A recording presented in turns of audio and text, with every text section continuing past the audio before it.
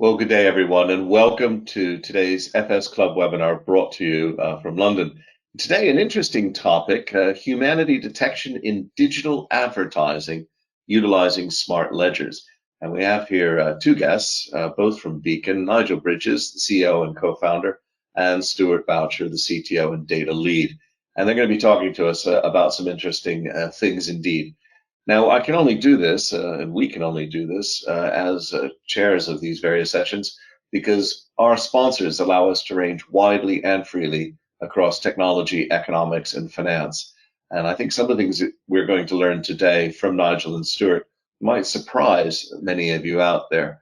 The scale of ad fraud is simply breathtaking, both in as a percentage of total online advertising, which is now approximately 50% of all advertising, but breathtaking simply in just sheer numbers alone.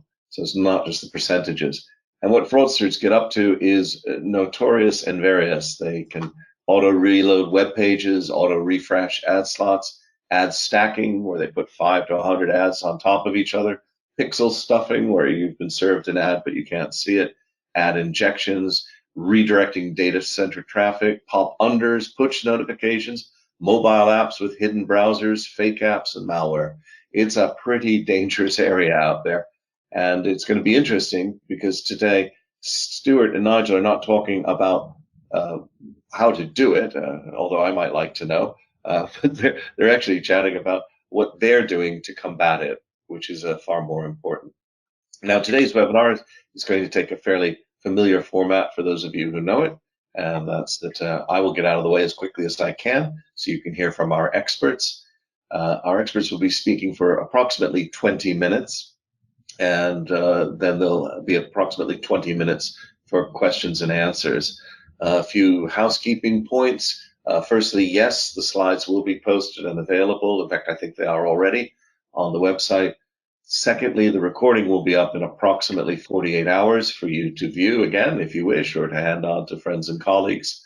And finally, I'm here today with you, so please use the GoToWebinar question facility to send questions through to me, which I will feed into the discussion with Nigel and Stuart during the Q&A session. So with no further ado, Nigel, the floor is yours. Fantastic. Thank you, Michael, and hello, everyone. It is great to be here.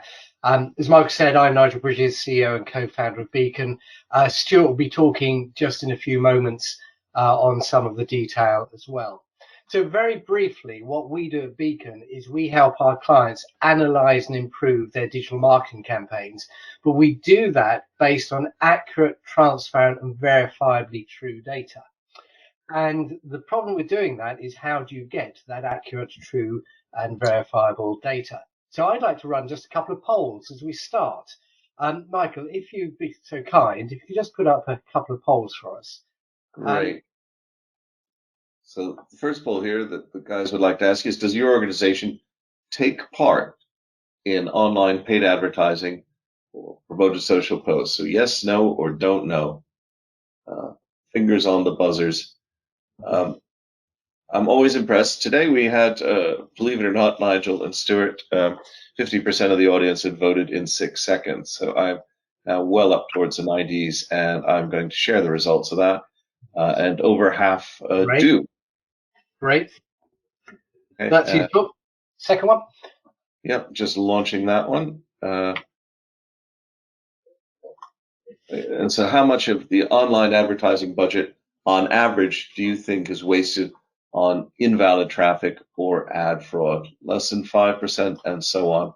Again, just launching that poll. And can they beat themselves? I think it's a dead heat. Just over 50% had also voted in 6 seconds. Nearly 80% of the audience has voted. I'm just about to close that. Great, and I'll share those results, which is basically that 2/3 of the audience, over 2/3, think more than 30% of the online advertising budget is wasted on invalid traffic or ad fraud. Fantastic, thank you.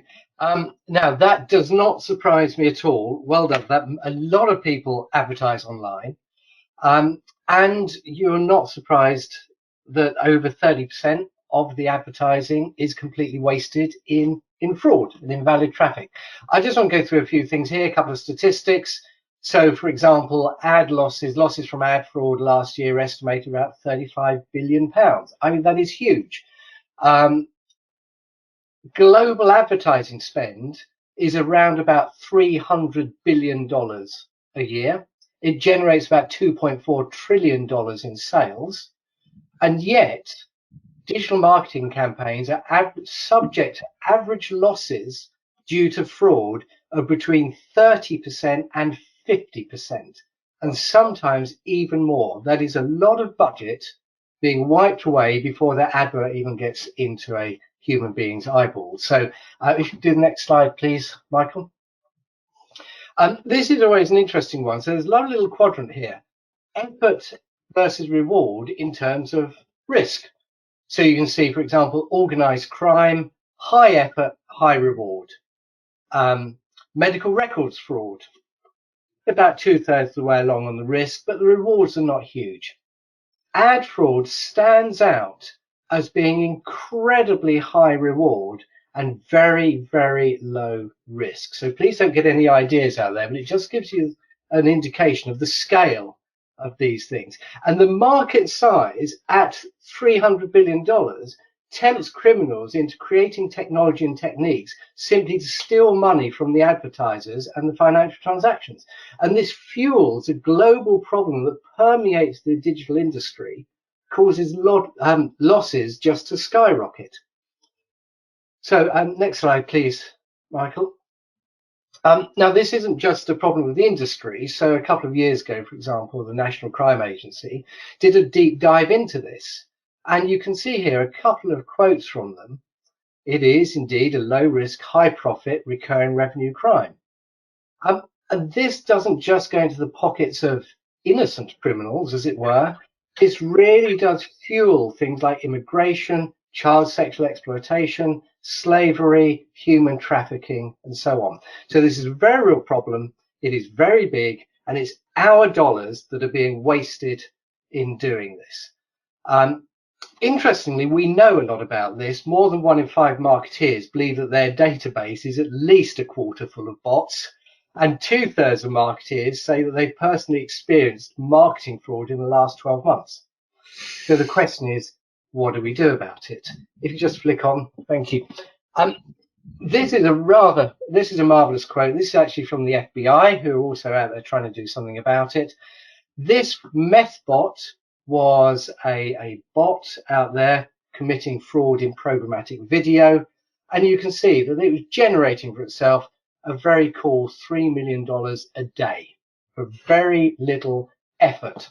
Now, thankfully, the FBI got on top of it and they pulled them in. They have their collar felt, and you can see here, case sends a powerful message that this office, together with law enforcement, will use all available resources to target and dismantle. Now, sadly, that was 4 years ago that they were rumbled, and it has got worse, not better. So that is the scale of the problem.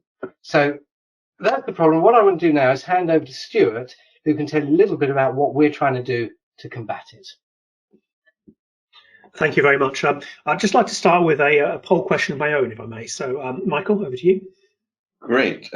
So how often do you critically assess your data sources and the data you have before using it to make or support decision making? So we start obviously with never or always and very formally. So again, folks, fingers on the buzzers. It's fantastic. Over half the audience have voted. Over 3/4. I'll just leave it open a couple seconds longer, Stuart. That's great. And with virtually everyone having voted, I'll share the results. 55% not often enough. Thank you. That's a very honest answer that I would expect from an audience of this caliber.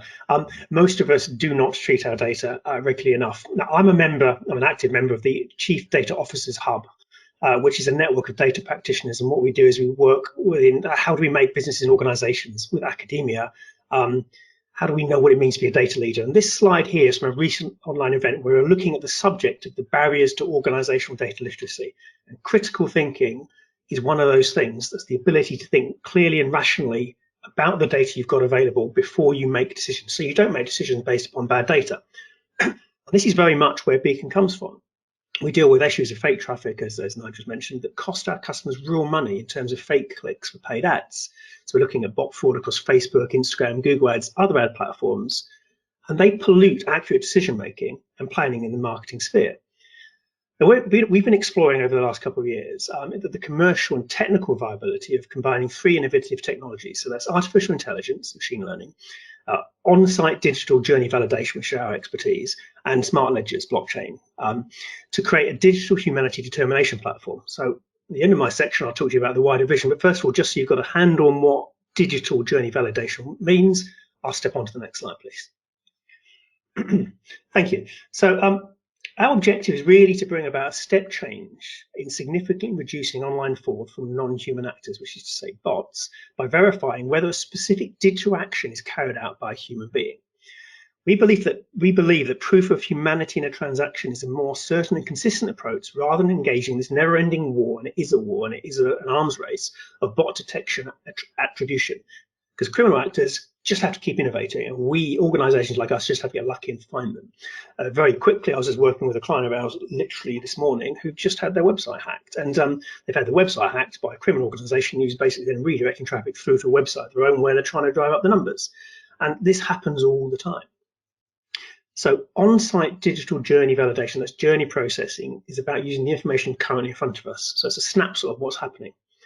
And some of you may have heard of the concept of the uncanny valley, which is often used in relation to the visual representation of artificially created, superficially human faces or robots, so usually not robots, but now on screens. And the term was originally conceived by Professor Masahiro Mori when he was at the Tokyo Institute of Technology in 1970. And he published a work on this piece. And he's describing the sense of unease and strangeness or scariness that humans feel when they're confronted with robots and other simulacra. It's not the right pronunciation, but anyway, they always look human but don't. And interestingly, that can be applied to sounds as well, to audio. And there's a really good YouTube video called How Audio Enhances the Horror of Five Nights at Freddy's, which I recommend you check out if you want to understand that. But the point I'm going to here is that this applies equally to journeys. Journeys from bots, as they become increasingly sophisticated, start to look more and more human. They look like there's a human moving a mouse around or touching a screen or whatever it might be, which they didn't at the beginning in terms of initial types of bots. And so you get that kind of feeling of this journey isn't right, what's going on here? And so what we have to use here, and this is what these graphs are showing, is use a set of journey processing techniques. We look at what's going on in real time, we look at what's going on afterwards in much more detail. So the graph bottom left demonstrates tendencies of actual behavior between humans on the left and bots on the right. And as you can see, they're quite similar, but actually even looking at the number of actions that a visitor will take on an individual page on a website tells us something.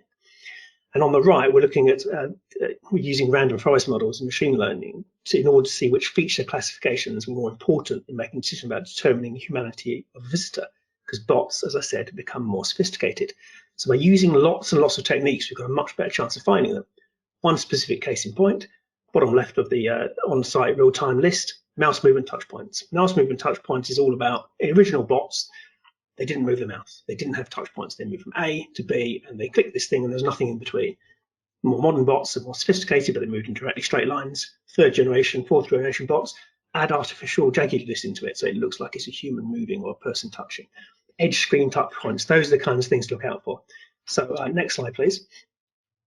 What we're looking at here, and I'm just going to touch on this very briefly, is around bot database. This is our bot database, bots we detected over the last year or two, I think it is here, primarily for our UK clients. So there's a lot of GB, which is the green in the left-hand graph, but we've also got data from organisations in the US, 16%. We've got Myanmar, we've got UAE, we've got Pakistan, we've got Bangladesh, we've got others. And what we find is that bots are very geographical. You don't tend to get a lot of bots that are targeting GB organisations operating in the US or Europe, and vice versa. You also, certainly not in the ad space, and also they tend to be quite specific in terms of the sector they're interested in. So bots will tend to target e-commerce, and they will target sectors within e-commerce rather than others. And so knowing that kind of stuff, you've got a lot of knowledge about how you treat these things. So next slide, please. I'm just going to breeze very quickly through a couple of examples here of how much of an impact this has on our clients right now, just by using this digital journey validation without the other techniques we're talking about around the outside of that. So this is a client, beginning of October, as you can see, they're running at 47.91% bot traffic, budget wastage from bots across Facebook, this was. And then by implementing these mitigation techniques, we're able to bring down their wastage down to 20.99%, which, bottom line, you can see actually means that they're wasting 13,500 less every 2 weeks on bots, which is huge, obviously, for this organization that spend sort of 100,000 a month, 120,000 a month. Next slide, please. So what this also gives us is a couple of interesting factors. Because we know what's happening with bots, we're monitoring them and looking at sources for them, and indeed we're helping find them. You know, we've got another organisation we're working with, and they found a scraping bot which is using adverts to go in to find sites that are promoting themselves that therefore probably have valuable content that they don't want people to steal, and they're stealing their content. So actually going in and using the advert as the attack vector. And by looking out for that kind of thing with these, we can see bot spikes. So here you can see in the main graph on the bottom left, you've got the bot spike around 22nd, 24th of February. In this case, we didn't really need to do anything about it because it's one of those things to a certain extent, but because it wasn't impacting on their other measures. So their CPM, which is what they're paying for 1,000 impressions, top right, didn't alter. Cost per click, tiny little bit up, but not really a big deal. So nothing to worry about. It's just bots being bots. Next slide, please. And so this one is, again, the protective element of looking for and understanding bots and removing them from your data. You may recognize these dates, 27th, 28th, 29th of November as being Black Friday, Cyber Monday time. And the yellow line in both is showing on the left the cost per click and the cost per lead on the right. And the green line is showing it when it's protected campaigns. So this is a real A/B test. So you can see that actually by mitigating against bots, this organization was able to actually keep the cost of their leads down and not pay so much for the clicks for the visitors to come through the website, because clearly bots are more active and there's more traffic. They can hide themselves better. And also just because there's a lot of stuff going on, people spending money on it. So that's that next slide. So I want to just touch on the identity problem, which is a really interesting one. So when the internet was really conceived, there was a lot. It was conceived from the point of view of openness. So when Tim Berners-Lee laid out this proposed system for connecting computers at CERN, which led to the World Wide Web, it was perceived that the flow of information between those would be largely uncontrolled. There'd be no distinction between the type of traffic. You know, there'd be no sort of intrinsic validity to a type of traffic. It would just happen. Now, clearly, you mix that with the real world, and you have problems. On the internet, nobody knows your dog. Very famous cartoon. But the point is, that's been abused. And so now we have a multitude of single source of truth identity systems in place. People like Google, Facebook, others, but there's many more, and they are using people's data to make money for themselves. But there's many scenarios where it's not appropriate nor necessary to actually identify who a visitor is. You just want to know that you're dealing with a human being. You're not going to identify somebody in order to show them an advert. And you're not going to necessarily identify somebody to choose whether or not you show them a piece of content. You just want to know, is it a human being? And that's where it comes into this project about veracity, which is where I'm going to spend the last part of my talking. So next slide, please. So Project Veracity, conformity with truth or fact accuracy. This is a Innovate UK funded project, 2018. We worked with Jen on getting some advice around the blockchain smart ledger side of things, with Filament, an AI specialist. And we put together a proof of concept, which works, which shows us that by plugging together the journey processing we've got, and by extending that across multiple different sites and storing data in a single point of truth, which is the distributed smart ledger, using AI to process that, we can learn a lot more. We can block bots more. So the final slide that I'm going to go through, thank you, Michael, sort of summarize the network. I'm going to summarize this. Anyone's got any questions, please do feel free to ask them afterwards, and I'm more than happy to share. So you have an individual bottom left, very smiley individual, wanting to get through to a digital service. That digital service has to make a decision about, is this a human being? Is it a human I'm dealing with, or is it potentially a bot? And so this human has, from this veracity network, a trust score. In this case, they're scoring 8.2, so they're passing. They're getting in, it's an 8. Okay, you're letting them see all the materials without needing to get them to log in, without needing them to prove who they are. You don't have the problems of looking at storing their data or recording their information and potential data risk leakages and all that kind of stuff. You just know they're human, or enough of a human. Now, behind the scenes, we already process those journeys, but when you start looking at how you process those journeys across many sites, particularly when you're looking at sectors such as financial services, where it may be not appropriate or legal for organizations to share any kind of identifiable visitor data. The ability to be able to share anonymous statistical data around visitor journeys and processes them as a group in AI allows you to look for patterns in a wider area. You can look for point Michael made to me in one of our first meetings with him, that bots will tend to operate across multiple websites at the same time because that's how they work. They're time processing, and that's their commercial model works that way. So you can look for a single entity as it is operating across many websites at the same time. There's the flag. You can also look at journeys and different mapping patterns across multiple different websites, and you can use that to inform this trust network, which, by the way, based upon the principles of pretty good privacy. So in other words, it starts from the point of view of, I'm an individual, Nigel, you validate me, that gives me a certain score. Michael, you validate me, that gives me a score. The bank validates me, it gives me another score, but still, it's still monitored and measured because that's still gameable. And that is all I have time for in this very, very quick summary. So I'm going to hand back to Nigel to finish off. Thank you for your time. Stuart, thank you very much. Just in the last closing minute or two. So that's where we are. So here's where we're going. So originally we developed Beacon to counter ad fraud, and big problem, got a solution to it. That underlying engine that Stuart's just been talking about and is really critical because we're now answering that question, prove to me you're a human. So instead of testing, are you a bot? We ask the question, are you really a human? So we're detecting humanity in that internet transaction. Really proud of that. We were recently awarded the Tech Nation Cyber Award for this thinking. But we're now taking this as a concept and we want to start applying it to different verticals. Because why just keep it in advertising? This is equally as valid in financial services, government, medicine, health tech, and so on. If we can begin to develop, if we can really develop this to detect humanity in an internet transaction, then we could begin to really make a dent into this whole problem of fraudulent actors on the internet. So where do we go next? Thank you, Michael, just for the very final slide, is we're now taking this concept of veracity and we're pushing it forward in terms of the veracity trust network about really trying to distill humanity into an internet transaction for the benefit of all of us. I think it's probably my time up, but thank you very much, everyone, for listening and for your time. Very, very happy to take questions. Well, don't fear. There are tons of questions out here, and folks, please do use the GoToWebinar facility to send them in. But just to get cracking, just to explore, if we could, so people understand a little bit more of the background to this, Stuart, Nigel. Hugh Purser is curious. I can see how budgets and impact are undermined, but how does the stolen dollar end up in the hands of the criminals? Stuart, do you want to? Yeah, I'll pick that one up. Yeah, thank you for the question. It's one that gets asked a lot, and we have a great infographic we're more than happy to share afterwards. The point is that a lot of the ad fraud is really kind of drive-by shooting. So the ad interacting with your advert doesn't mean that they're getting money out of that. But what they're doing is they're trying to make bots look human. They're trying to make them look human so that they can be used to drive up value of digital portfolio that is owned by the criminal actors. So MethBot, which was mentioned at the beginning, is a prime example of that.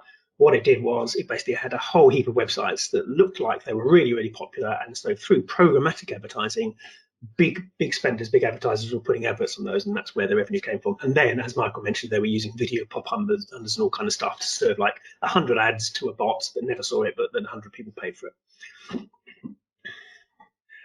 David Schwartz is interested. Does the prohibition on third-party data make the cross-site traffic validation more difficult? And if so, how are you overcoming it? Another really good question, thank you. So obviously third-party cookies, which is where we're going with this, are something that are pretty much dead in the water now, and I think Google's recent announcements have killed them permanently, even in Chrome. But what's happening is that Google are now sort of building their own internal ecosystem so that the only people can see the cross-site data themselves, and Apple are doing the same, and Facebook are doing the same. From our point of view, we're interested in the journey in one space. And the reason for the veracity network is it allows us to look at those journeys in anonymized fashions or anonymized fashion so that we can assess them without needing to do the process of tracking people across different websites, because that's not really very useful. It's how do they behave individually. So I would say that it's going to not have any real impact on this project. Well, you touched on something that a couple of people here are interested in. I mean, the advertising market is quite tight online. Google, Facebook, Twitter. I'm already dropping off knowing some of the numbers there. Isn't it their responsibility? Are you both telling us we can't trust Google AdWords when it tells us we owe them £13,000 for a month's worth of advertising? I'll answer very quickly, and then Nigel will jump in as well. Yeah. Amazon, by the way, is the third biggest now, Michael, so you've got that one for me. But broadly speaking, yes, it kind of is their problem, but also broadly speaking, they don't tend to deal with it. We see sort of 12 to 15% on Google Ads and somewhere 35 to 40% on Facebook in terms of fraudulent traffic. Nigel, do you want to add on to that? Yeah, so in many ways, you're paying Google, you're putting the ad out, you're paying Google to display the ad. I'm innocent, I pay the money, Google take the money for that ad to be displayed. Unfortunately, it's a third party that is clicking on it. And actually, people like Google, they are trying hard to stop bots, but it is such a large problem. Google can only begin to do that work in the Google world, Twitter in the Twitter world, Facebook in the Facebook world. What we're looking at here is going across all of those and trying to add that additional layer. And if you can take out 10 or 20% out of that 40% wastage, that is a material change. But certainly, I'm all for Google, Facebook, and those guys, really working hard to try and stop this as a problem. Yeah, I must say I'm somewhat unconvinced. A small group of players, effectively, it seems to me they're complicit in the fraud. The money flows from them. They're the people who are paying the cash out. Anyway, I'll leave it at that. But that's me. Debate for another day. Yes, indeed. I won't get down to the ethics. Bob McDowell says, "Why is ad fraud high profit? Is it the scale of the advertising, or the ease, or the limited number of things you have to do? What are some of the reasons? Why does it come up there as a high profit activity? Because you still have to put out these large bot farms and things, don't you? It's not like you don't have to do some work." No, you have to do some work, but your return on investment is so much higher. If you think about it, if I can program a little server sitting in my room here for a specific bot activity, it only needs to be 1%, hit 1% of sites where it can be effective. I'm not doing anything. I programmed it once, I walked away. For a number of these bot farms, yes, we've all seen photos and videos of people in China or wherever it happens to be, coding away, but they're working on thousands upon thousands upon thousands of end user websites. So the scale is huge, and it is literally a scale issue. It's easy entry, high volume, therefore high value. I just want to add one point to that, which is to make the point that the advertising industry as a whole is not transparent. I mean, it is really, really not transparent. And so the moment you have complicated transactions that are being carried out by machinery, programmatic advertising is one bit of software saying, I've got this space I want, and another bit of software saying, okay, I'll bid on that. And so because of that lack of transparency and very rapid transactions and lots of money flow, it's absolutely ripe for fraudulent activity. Okay. Bob's curious, is there a way that you can strike back against such perpetrators, giving them a taste of their own medicine? If so, what is it? Are there any legal constraints to doing that sort of thing? Oh gosh, I mean, legal constraints almost certainly, and I wouldn't want to comment. I'll leave that to people far brighter than I am. But I mean, it's a difficult thing because you're fighting against ghosts, if you will, and you're fighting against ghosts who probably are quite well armed, if you see what I mean. They've got a lot of money because they've been doing this for years, and they could probably do you a lot more damage than them. People, even Google, occasionally get taken down by bot attacks. So the best you can do is try and mitigate them in your own space, stop them impacting, try and build a consensus across the industry, as we are trying to do with the veracity trust network, and then change it that way. Sean Glasgow is curious, do some of the privacy rules lead to more fraud as the algorithms can't do their job so well? Interesting question. I think there is a danger. Yeah, sorry, Stuart, you carry on. No, fine. I think that we're possibly too early to tell, but maybe is the answer I'll give to that. And maybe that's a longer conversation, which I'm more than happy to reach out to me on LinkedIn. We can talk there. Nigel, you brought up the National Crime Agency report, which was an interesting report in 2018. But what what did they do other than moan? Were there some strong suggestions for reform, and were they implemented? There are a couple of things that came out of that saying, here's some issues, here what we need to do about it. We'll kick off some working parties. As far as I know, a number of those working parties are still going. They're coming up with some really interesting angles. So, for example, several years ago, bot fraud was about how do I stop the bot? We've spun that on its head to say, prove to me you're a human. If you think about that and you think about the logic of, I need you to prove to me that you're a human, then you've got various things spinning out of that. Prove to me you're male, not female. Prove to me you're over 18 and not under 12. That kind of thinking. And so I certainly know that out of the National Crime Agency stuff, a number of these initiatives have kicked out in the Home Office to really try to work through safety on the internet, which I think can only be applauded. So I think it has triggered some really good stuff. Oh, that it will come quicker, because technology is going quickly and the bad actors are very fast at this. I certainly know that in some of the police organisations, I mean, so I've got a friend who's a detective in Police Scotland, that they spend a lot of their time now trying to combat this as a sort of key indicator to crime, because the money is, you know, as it's mentioned, it's reused into more traditional forms of crime. So they do spend a lot of time trying to combat this. Ian Harris has got a question that coming from the perspective of an SME. You know, as an SME myself, you know, don't know where we started calling ourselves that, but anyway, as a small business person, you know, I go to Google AdWords and I lay down some ads and I give it away. Ian's kind of curious, what can an SME really do? And are there any particular questions or probes that you should ask Google before you set up that type of relationship? Or is it really what you're talking about more for the big boys and girls? No. Let me just answer that very briefly. We're a small business as well. We came out of small business. Our client base, for example, is small business as well as enterprise. I think if you're spending something that is meaningful in terms of online advertising, and that could be 5,000, 10,000, 20,000 a month, let alone 20 million, then there are things you can do. And if we can reduce your waste from 50% to 25%, that becomes meaningful. So there's a very low floor to engagement here. And if anyone wants to talk afterwards, very happy to chat, because I think this is an answer for SMEs as much as it is enterprises.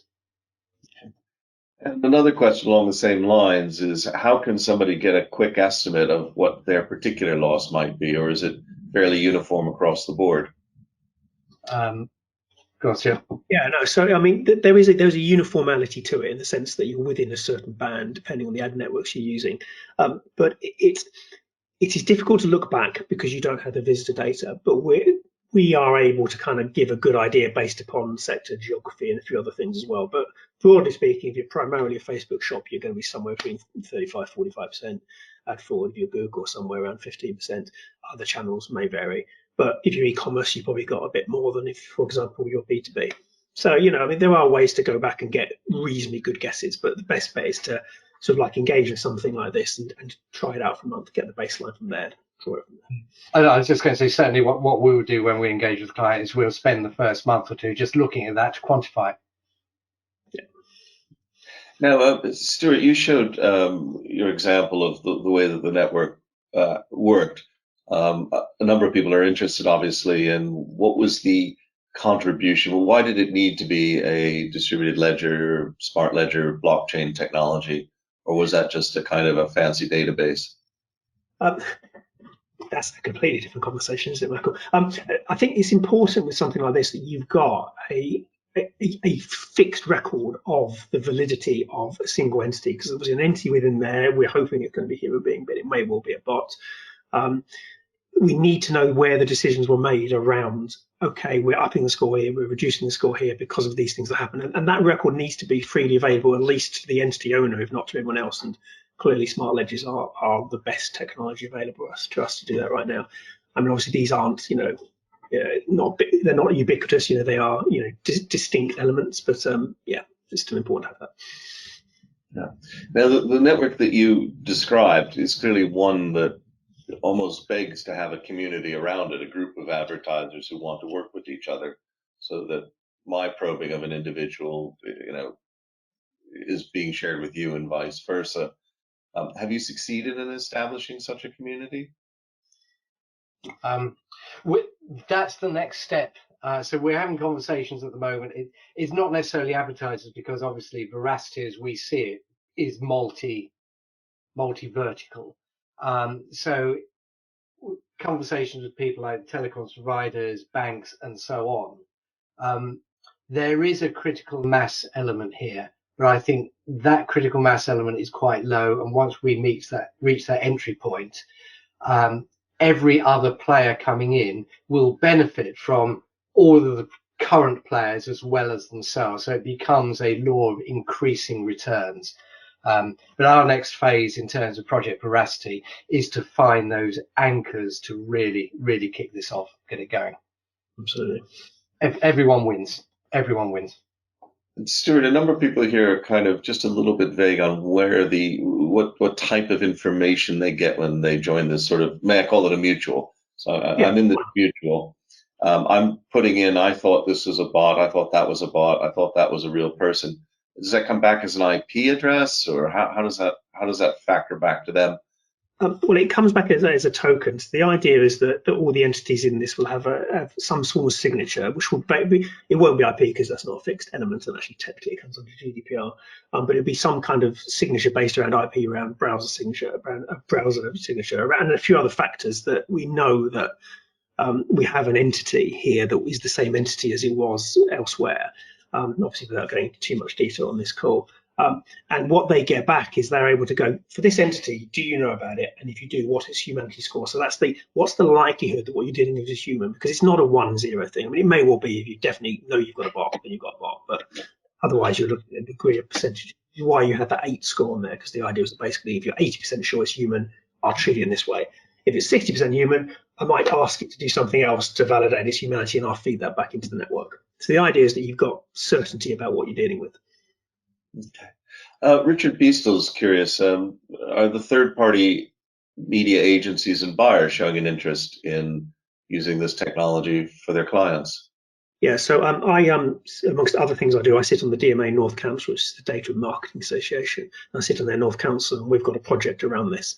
And we have had a high degree of interest from a variety of organizations, including TikTok, Twitter, and some of the larger media agencies in the North. So yes, there's a definite sense that this is a problem, that the industry needs to do something about it. The same kind of way that they address the problem with email spam. Email spam, I'm sure we all remember 15, 20 years ago, was utterly diabolical. And it's the industry that changed it. It wasn't government legislation. And so this is the same kind of thing where the industry's got to lead that. And I think there's a feeling from a lot of networks that there's something got to be done. Okay. Well, it is very reminiscent of the Turing test. And I remember, of course, one of I believe it's the Guatemalan founder of Duolingo, in fact, created the CAPTCHA, which he originally got going and sold to Google. And so it's kind of a reverse Turing test, isn't it? Are you really a human? Are you really, really a human out there? It's amazing stuff. The thing with CAPTCHAs these days is they mostly seem to be training Google's smart driving algorithms. So, I'm always a bit suspicious of them. Yeah. But the thing with this is, it becomes self-reinforcing. You got humans validating you really are a human, and therefore bots go down, humans go up. So it should just get better over time, rather than the one-off binary capture. Yeah. So this explains all the Terminator films, doesn't it? Eventually. You know, there is actually Skynet. I'm sure you're aware of that. There is actually an American organization called Skynet. Which you think that they would have a sense of irony, but maybe not. Oh, well, I think day after tomorrow we might be seeing, or on the 1st of April in the morning, we'll be seeing quite a few of those sorts of organizations being advertised. Just in terms of how do people get started down this road? Do you provide some sort of quick audit and they can do it, or what's the first step for somebody? Yeah, absolutely. I mean, number one, if you're advertising online, you are being there are bots out there, so do something about it. That's number one. Absolutely, come and talk to us. We can do an audit. We can look at that. We can help. Other organizations can do the same, absolutely, and we can all work in concert. But there are things that you can do, and things you can do swiftly and easily to make it, easier. Yeah. People literally wasting money day by day, and we can help waste less very quickly. Just engage. There are solutions. Could you give the audience just one teaser example of a simple thing they could do quickly? Yep. So if you're advertising on Google, there are a number of platforms out there that will stop the bots in their tracks. Google, find them. We're one the of other them. one, I'm going to give you the other half of that teaser, which is if you are working with an agency, so even SMEs often work with agencies, ask them the question about what they're doing about it. That's a very key thing to do, because obviously they're the ones ultimately who are spending your money for you. So speak to them. Hold them to account. Yeah. Okay. Well, gentlemen, it's been really interesting. I think this is a grotesquely unexplored area that really needs a lot more sunlight shown upon it. We certainly enjoyed doing our research work with you. That was absolutely great fun and enjoyable. Just a quick closing question, probably more for you, Stuart. What is the edge of research in this space? What's the next level of trying to ascertain what's human and what's automated? That's a really interesting question, one that I feel needs a glass of wine or something in the hand. But I think, without blowing our own trumpet too much, I think it is very much around determining humanity rather than trying to always try and determine what bots are going on, because bot networks spring up all over the place all the time. They get more and more sophisticated, and it feels to me, I don't know if you're familiar with PGP, there's pretty good privacy, that the whole concept around that was that individuals would validate each other and they get their own organizations to validate them, and that was, I don't know, it never really took off into a consumer space. It gets probably a bit too techy. And I think making that work so that you can get your friends and family to validate you without them necessarily having to do something, that's going to be a sea change to this, because suddenly you know what you're dealing with. And yeah, that's it really. And sort of a closing comment, which I suspect, Nigel, you'll flip back, but it would appear to me that if we can redress this balance, it's going to make humans more valuable.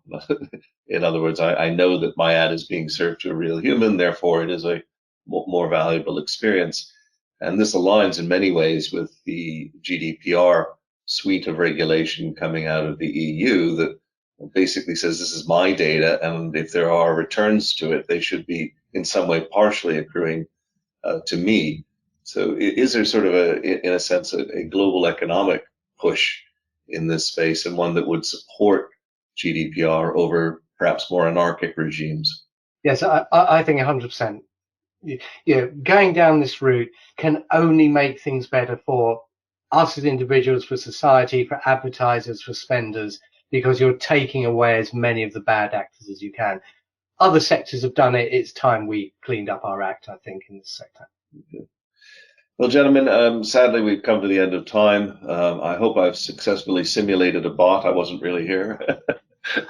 And I'd like to say thanks really in 3 quick rounds, if I may. Firstly, to our sponsors, all of whom are involved in technology, economics, and finance, and so very concerned with the totality of the online economy, and advertising has been driving that online economy and really does need to be cleaned up, as you both said. I'd like to thank the audience, as ever, a bright audience today. And in fact, it was interesting. Nobody left in the first 30 minutes. So the two of you have genuinely hit a bit of a record there. I think it was probably when you opened up and explained that this was a way they could make a lot of money. So they all hung around for that. But we'll see. We thought about it, Mike. Oh, that's it. I might point out that we've still got a few more things coming up before Easter. As ever, go and check out the website, but I will put a special plug in tomorrow for a dear friend of mine, Peter Gummer, Lord Deben to many of you, who's going to come and talk about why the roots of true conservatism are essential to saving the planet. It should be absolutely fascinating tomorrow at midday. But of course, the people I really need to thank right now are Nigel Bridges and Stuart Butcher, who have been great to work with over the years and most enjoyable. But thanks for coming on and sharing your thoughts on this really overlooked area, and I'm delighted that you've been making some really good progress. I can't open the floodgates of applause, but to show you that the audience is real, but I can bring my little analog karmic Korean clapper and give you some fake applause. And we hope to have you back, hopefully, when you've managed to get some of these media agencies moving up to the next level. So thank you both very much. Thank you. Thank you, everyone.